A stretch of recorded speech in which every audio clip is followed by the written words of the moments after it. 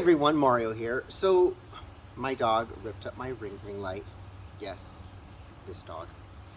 And so I'm outside. Anywho, it sounds like the Board of Supervisors and the Crypt Keeper are working in coordination to try to depower our sheriff. It's kind of scary. They want to force the sheriff to enforce vaccine mandates and mask mandates in our community.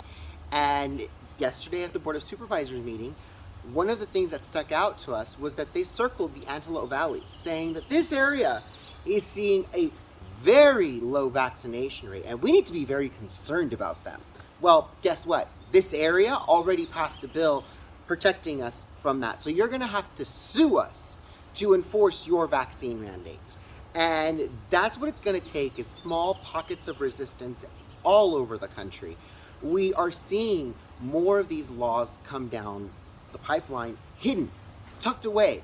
We see corporations willing to say, hey, we're going to sign on to this whole vaccine passport thing so we can streamline our hiring processing so we know who's vaccinated and who's not.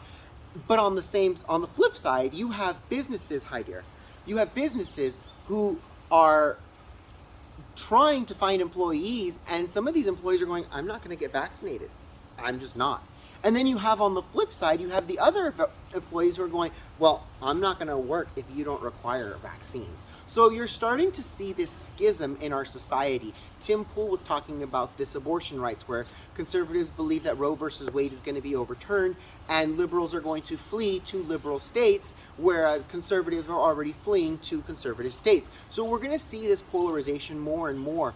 I was speaking to a business owner down in San Fernando, Sherman Oaks area, and she was telling me that she was getting people through the hiring process, and just as she was reaching the end, she was telling them, I don't require vaccines, I don't require you to be vaccinated in order to work here.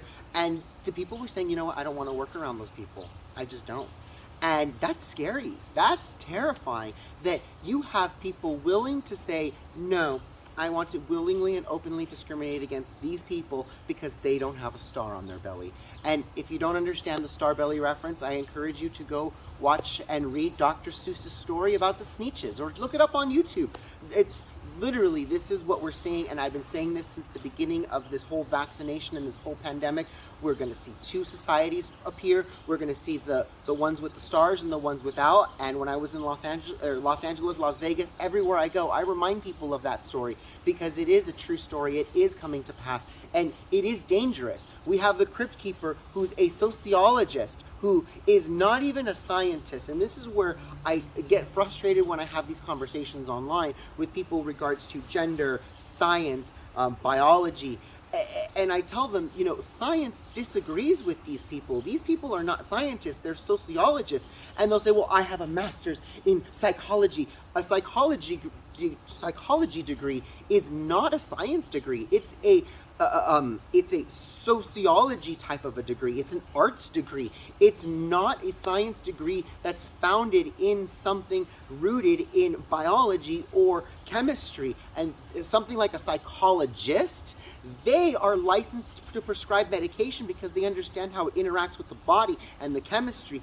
If you were to tell me that you're a psychologist and you believe these things and you say these things, I would believe you. Your words have more weight. But if you're telling me that you're a sociology major, or you're a psychology major, or you're, a behavioral studies or gender studies major, this is not a science. This is not a true fact rooted in Darwinism, in the original biology of looking at cells, looking at the chemical makeup of the cells, the biological makeup of the cells. I mean, you asked me, because I was a student of science, you asked me what's in breast milk, and I'll tell you, it is an aquaphobic protein wrapped in a lipid protein. That's what it is. It's not just milk. Is not just that. That's one of the reasons why all milks, whether it's cow milk, goat milk, or human milk, you churn it, you can separate the fat from the liquid, and you make butter.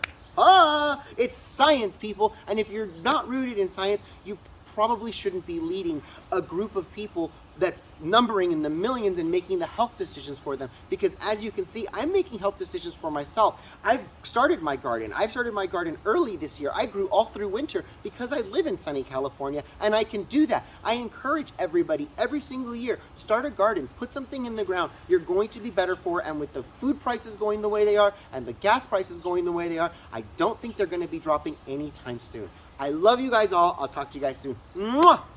Bye guys.